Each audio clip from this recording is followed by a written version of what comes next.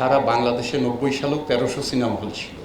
সেখান থেকে এখন শুধু ছবি রিলিজ হয় 45টা 46টা হলে, আর সব হচ্ছে অকেশনালি, মানে ঈদে ফেস্টিভ্যালে হয়তো বা 1-150 হল সেটা ছবি রিলিজ হয়, কিন্তু রেগুলার এখন 45-46টা 1300 হল থেকে।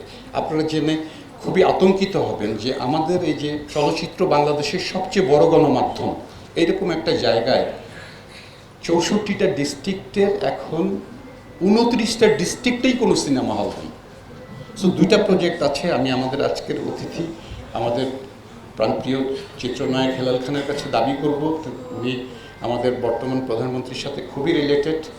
আমাদের 1000 কোটি টাকা বরাদ্দ আছে সরকারের, সেটা এখনও আছে। সেই টাকাটা হল নির্মাণের জন্য, হল নির্মাণ, রেনোভেশন, নতুন কনস্ট্রাকশন, এই এই এই ফান্ডটা যেন উনি আমাদের হস্তক্ষেপ করেন। এই ফান্ডটা তাহলে আমাদের যদি 1000 কোটি টাকা আমাদের সিনেমা হলের জন্য আমরা পাই, আমাদের জন্য অনেক বড় একটা সিনেমার উপকার হবে। আপনি সিনেমার সরাসরি নয়, বিগত দিনে অনেক সিনেমার এমপি হয়েছেন, মন্ত্রী হয়েছেন, আমরা কিন্তু সিনেমার দিকে কেউ খেয়াল করেনি, কেউ দেখেনি। আর আপনি এখন এমপিও হননি, মন্ত্রী হননি, কিন্তু আমরা জানি আপনি প্রধানমন্ত্রীর অত্যন্ত কাছের মানুষ।